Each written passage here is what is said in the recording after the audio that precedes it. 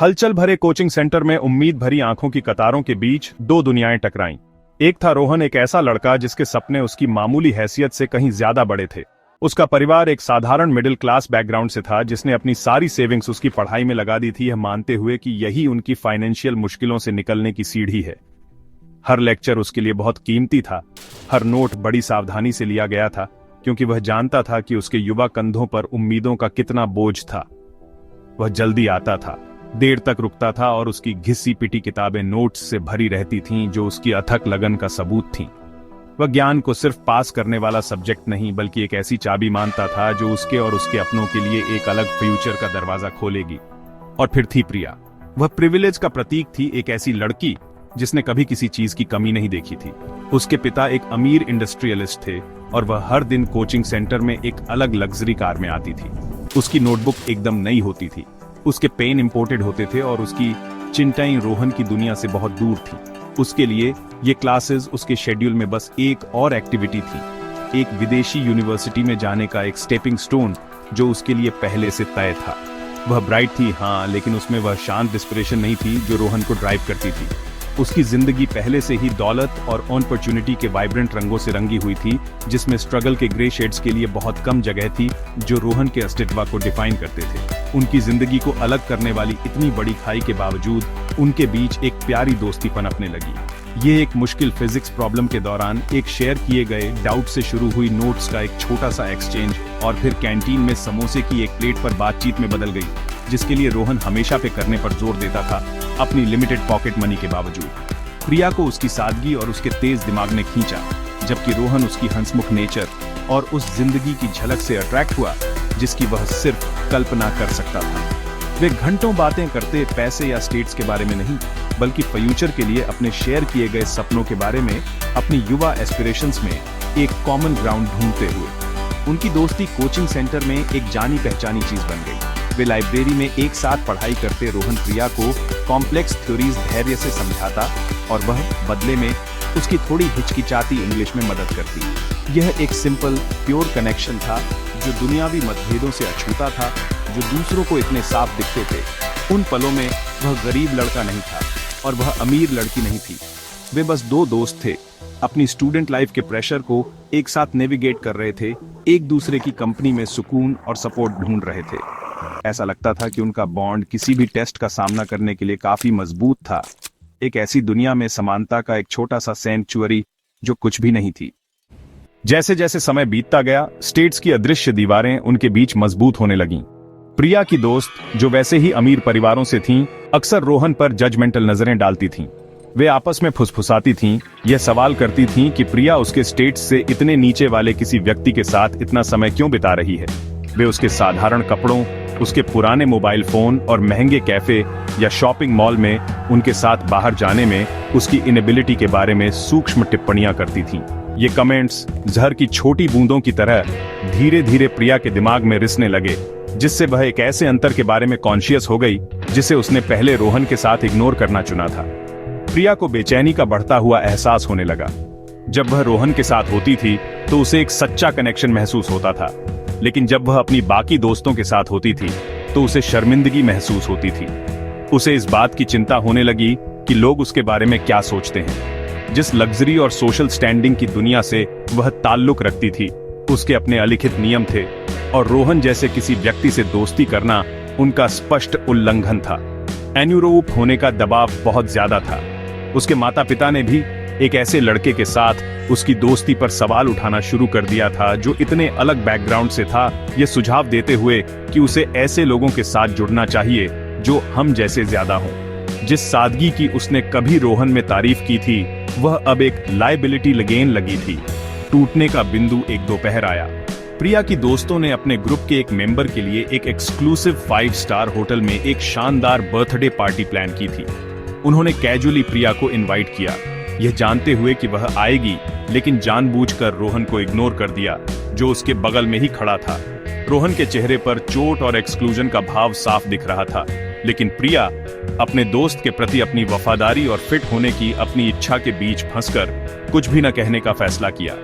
उसने एक कमजोर बहाना बनाया और अपनी बाकी दोस्तों के साथ चली गई, रोहन को अकेला छोड़ दिया।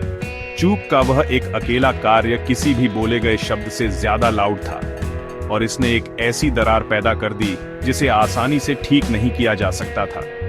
कुछ दिनों बाद प्रिया ने औपचारिक रूप से अपनी दोस्ती खत्म कर दी। वह रोहन से मिली और उसे बताया, एक ऐसी ठंडक के साथ जो उसने पहले कभी नहीं देखी थी, कि वे अब दोस्त नहीं रह सकते। उसने समझाया कि उनकी दुनियाएं बहुत अलग थीं और उनके लिए अपना अपना रास्ता चुनना सबसे अच्छा था। उसने स्टेट्स, परिवार की उम्मीदों और एक ऐसे फ्यूचर के बारे में बात की जहां उनके रास्ते अनिवार्य रूप से अलग हो जाएंगे। रोहन के लिए उसके शब्द एक शारीरिक चोट की तरह थे। यह सिर्फ एक दोस्त का खोना नहीं था, यह कड़वी हकीकत थी कि उसकी नजरों में उसकी कीमत उसके कैरेक्टर या उसकी बुद्धि से नहीं, बल्कि उसके पिता के बैंक अकाउंट के कंटेंट्स से मापी जाती थी। दिल टूटना गहरा था, लेकिन इसने रोहन को तोड़ा नहीं। इसके बजाय इसने उसके अंदर आग लगा दी। प्रिया के रिजेक्शन का दर्द एक शक्तिशाली अथक ईंधन बन गया। उसने अपनी सारी भावनाओं, अपनी चोट, अपना गुस्सा, अपनी वर्थलेसनेस की भावना को अपनी पढ़ाई में लगा दिया। उसने खुद से वादा किया कि वह फिर कभी किसी को अपनी फाइनेंशियल सिचुएशन के आधार पर उसे जज नहीं करने देगा। उसने तय किया कि उसकी सक्सेस दुनिया को उसका जवाब होगी, उस सोसाइटी को उसका जवाब होगी जिसने उसे अयोग्य समझा था। उसकी डेस्क उसका युद्ध का मैदान बन गई और उसकी किताबें उसके हथियार बन गईं। उसने सिर्फ एग्जाम पास करने के लिए नहीं पढ़ा, बल्कि उन्हें जीतने के लिए पढ़ा, एक ऐसा फ्यूचर बनाने के लिए जो इतना ब्राइट होगा कि उन लोगों को अंधा कर देगा जिन्होंने उसे नीचा देखा था। उसके दिन और रात कड़ी मेहनत के एक लगातार साइकिल में धुंधला गए। उसने हर छोटी खुशी, हर खाली समय का पल छोड़ दिया। जब दूसरे पार्टियों या फिल्मों में होते थे, रोहन अपने छोटे कमरे में होता था, इक्वेशन सॉल्व करता था और फॉर्मूले याद करता था। उसने अपने परिवार को सपोर्ट करने और एक्स्ट्रा स्टडी मटेरियल्स के लिए पे करने के लिए एक लोकल बुक शॉप में पार्ट टाइम जॉब ले ली। हर रात सिर्फ कुछ घंटों के लिए सोता था। उसका परिवार गर्व और चिंता के मिश्रण के साथ देखता था, क्योंकि वह खुद को एब्सोल्यूट लिमिट तक धकेलता था। उन्होंने उसकी आंखों के नीचे डार्क सर्कल्स देखे, लेकिन उन्होंने उनमें अटूट दृढ़ संकल्प भी देखा। वह एक मिशन पर था, एक ऐसी दुनिया में अपनी कीमत साबित करने की गहरी जरूरत से प्रेरित था, जिसने उसे इतनी क्रूरता से खारिज कर दिया था। फाइनल एग्जाम के रिजल्ट उसके इनक्रेडिबल एफर्ट का प्रमाण थे। रोहन सिर्फ पास नहीं हुआ था, उसने किसी की भी कल्पना से ज्यादा अच्छा प्रदर्शन किया था। पूरे स्टेट में टॉप रैंक हासिल की थी। उसकी तस्वीर अखबारों में थी और उसकी सक्सेस स्टोरी लोकल न्यूज चैनलों पर थी। इस अचीवमेंट ने देश के सबसे प्रेस्टिजियस इंजीनियरिंग कॉलेज के दरवाजे खोल दिए, पूरी स्कॉलरशिप के साथ। ये उसकी लंबी लड़ाई में पहली बड़ी जीत थी। उसने उन कठिनाइयों के पत्थरों को जो उस पर फेंके गए थे, अपनी सक्सेस की सीढ़ियों में बदल दिया था। वह लड़का जिसे कभी अयोग्य समझा गया था, अब अपने समुदाय का गौरव था। उसकी यात्रा वहीं नहीं रुकी। कॉलेज में उसने एक्सीलेंस की अपनी अथक खोज जारी रखी। वह सिर्फ एक टॉप स्टूडेंट नहीं था, वह एक इनोवेटर भी था। उसने लैब्स में अनगिनत घंटे बिताए, एक ऐसे प्रोजेक्ट पर काम करते हुए जिसे वह मानता था कि वह टेक्नोलॉजी इंडस्ट्री में क्रांति ला सकता है। उसे कई झटकों और असफलताओं का सामना करना पड़ा, लेकिन प्रिया के शब्दों की याद उसे आगे बढ़ाती रही। हर असफलता सिर्फ एक सबक थी, हर बाधा एक चुनौती थी जिसे पार करना था। उसने अपना दिल और आत्मा अपने काम में लगा दी, इस विश्वास से प्रेरित था कि सच्ची शक्ति और स्टेट्स विरासत में मिली दौलत से नहीं, बल्कि किसी के अपने प्रयासों और क्रिएशन से आती है। साल बीत गए। रोहन का इनोवेटिव प्रोजेक्ट, जिसे उसने अपने कॉलेज लैब में शुरू किया था, एक सफल स्टार्टअप कंपनी में बदल गया। उसकी कड़ी मेहनत उसकी शानदार बुद्धि के साथ मिलकर शानदार ढंग से रंग लाई थी। उसकी कंपनी तेजी से बढ़ी और जल्द ही वह बिजनेस की दुनिया में एक जाना माना नाम बन गया, एक युवा टाइकून जिसे उसकी विजन और सक्सेस के लिए सराहा जाता था। वह एक किंग की परिभाषा बन गया था, जन्म से नहीं बल्कि सिर्फ हिम्मत और दृढ़ संकल्प से। वह अब एक शानदार हवेली में रहता था, बेहतरीन कारें चलाता था और उसी समाज का सम्मान करता था जिसने कभी उसे दूर कर दिया था। फिर भी वह विनम्र रहा, उस मुश्किल रास्ते को कभी नहीं भूला जिस पर वह चला था। इस बीच नियति ने प्रिया के लिए एक अलग कहानी लिखी थी। उसके पिता का बिजनेस एम्पायर, जो कभी अजेय लगता था, खराब इन्वेस्टमेंट और मार्केट में बदलाव की एक सीरीज के कारण अचानक और विनाशकारी पतन का सामना करना पड़ा। उनकी दौलत लगभग रातों रात गायब हो गई और उन्हें अपनी शानदार लाइफस्टाइल को एक मामूली अस्तित्व के लिए बदलना पड़ा। प्रिया, जिसने कभी संघर्ष करना या कोशिश करना नहीं सीखा था, खुद को पूरी तरह से खोया हुआ पाया। जो दोस्त कभी उसके चारों ओर थे वे गायब हो गए और वह प्रिविलेज के बिना एक जिंदगी की कठोर वास्तविकताओं का सामना करने के लिए अकेली रह गई। जिस दुनिया को उसने इतना महत्व दिया था वह उसके चारों ओर ढह गई थी, जिससे उसे खालीपन का गहरा एहसास हुआ। एक दिन प्रिया ने एक बिजनेस मैगजीन में एक आर्टिकल पढ़ा।